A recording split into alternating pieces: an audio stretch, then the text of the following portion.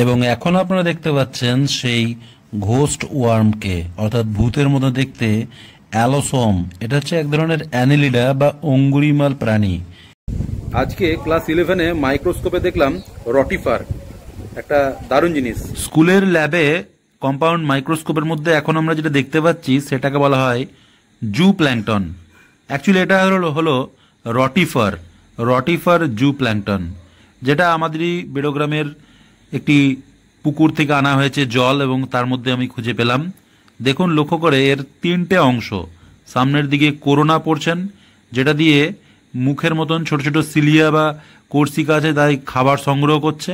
মাঝের ফোলা অংশটা হচ্ছে স্টমাক, পাকস্থলী, এবং পেছর দিকে ফুড একটা পোর্শন রয়েছে, যেটা দিয়ে একটা জায়গায় স্টাক করে রেখে চিটে রয়েছে। তো এদের মেন বৈশিষ্ট্য হচ্ছে যে এরা মৃত ব্যাকটেরিয়াকে খাদ্য হিসেবে গ্রহণ করে। তাছাড়া যে সকল ডেট্রিটাস পদার্থ থাকে, জৈব পচাগলা জিনিস, সেগুলোকে খাদ্য হিসেবে গ্রহণ করে। এবং এই ধরনের রটিফার জু প্ল্যাঙ্কটন মাছেদের খুব ভালো খাবার। মাছ চাষ খুব ভালো হয় যদি এরা জলে বেশি থাকে।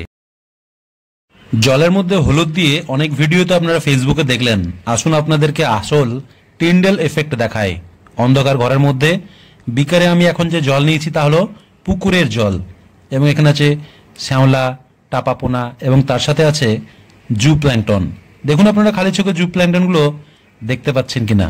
আশা করি এখন আপনাদের কাছে ক্লিয়ার হয়ে গেছে। ছোট্ট ছোট্ট যে মাইক্রোবসগুলো ওঠানামা করছে সেগুলো হচ্ছে জু প্ল্যাঙ্কটন। টিন্ডেল এফেক্টের জন্যই কিন্তু এটা দেখতে পাওয়া যাচ্ছে। নিচে আমি টর্চের লাইট দিয়েছি এবং রুম আছে পুরোপুরি অন্ধকার। কেমন লাগছে? ভালো লাগছে তো? ভিডিওটার শেষের দিকে আপনাদেরকে আরও নতুন কিছু জিনিস দেখাবো, একটু ধৈর্য ধরে থাকুন। বিকারের জলে যেগুলো ভাসছে সেগুলোকে বলা হয় ক্ষুদিপানা, অনেকে এদেরকে ডাক উইড বলা হয়। বিজ্ঞানসম্মত নাম ল্যামনা এসপি, এবং এরা হচ্ছে পৃথিবীর মধ্যে সবথেকে ছোট সপুষ্পক উদ্ভিদ। আমাদের ক্লাস 11-এর ছেলেমেয়েরা স্লাইডের মধ্যে এই শ্যাওলা এবং ল্যামনার কিছু অংশ নিয়েছে এবং সেগুলোকে মাইক্রোস্কোপের তলায় দিয়ে নিজেরা পরীক্ষা করছে। তারা কি কি দেখলো আসুন সেটাই আমরা মাইক্রোস্কোপে দেখি।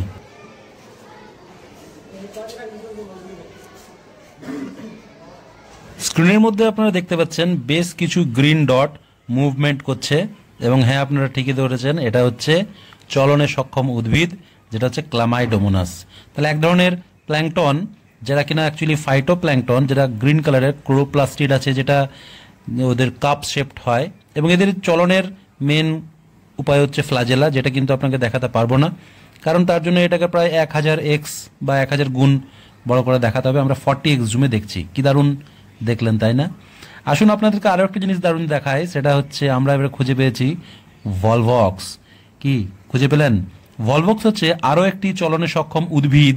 আগে যেরকম ক্লামাইডোমোনাস দেখলাম, ঠিক সেরকম এটা হচ্ছে কলোনি ফর্ম করে, অনেকগুলো অ্যালগি যারা একটা গোল বলের মতন কলোনি ফর্ম করে।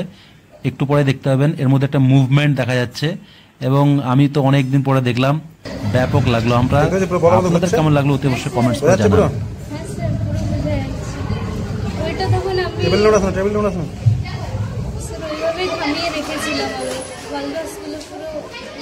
আপনারা জানলে অবাক হবেন যে ক্লামাইডোমোনাস থেকে কিন্তু ভলভক্সের তৈরি প্রায় 200 মিলিয়ন বছর আগে। এটাই বিবর্তনের ধারা। এককোষী থেকে যখন বহুকোষী হচ্ছিল তখন এককোষীরা সংঘবদ্ধ হয়ে কলোনি ফর্ম করেছিল, এবং সেটাই হচ্ছে ভলভক্স। বিজ্ঞানী ক্যারোলাস লিনিয়াস তিনি ভলভক্স নামকরণ করেছিলেন, কারণ গ্রিক শব্দ ভলভক্স কথার অর্থই হচ্ছে টু রোল। এই যে রোলিং করছে তাই এদেরকে রোলিং অ্যালগি বলা হয়। এবং এখন আপনারা দেখতে পাচ্ছেন সেই ঘোস্ট ওয়ার্মকে, অর্থাৎ ভূতের মতো দেখতে অ্যালোসোম। এটা হচ্ছে এক ধরনের অ্যানিলিডা বা অঙ্গুরিমাল প্রাণী। এরা কিন্তু এই সকল ক্লামাইডোমোনাস এবং ভলভক্সকে খাদ্য হিসেবে গ্রহণ করে এবং পুকুরের খাদ্য শৃঙ্খলকে কন্ট্রোল করে রাখে। দেখতেই পাচ্ছেন কতটা ট্রান্সপারেন্ট। এরা এতটাই ট্রান্সপারেন্ট যে এরা জলের সঙ্গে এমনভাবে মিশে থাকে বাকিরা এদেরকে বুঝতেই পারে না যে কখন সামনে চলে এসছে। মুখের সামনে একটা ভ্যাকিউম টাইপের অংশ থাকে, যার সাহায্যে সবকিছুকে টেনে এই যে ট্রান্সপারেন্ট পাকস্থলের মধ্যে এরা কিন্তু ঢুকিয়ে নেয়। কেমন লাগলো মাইক্রোস্কোপিক ওয়ার্ল্ড অতি অবশ্যই লেখা জানাবেন, এবং আরও যদি এরকম ভিডিও চাই সেটাও জানাবেন।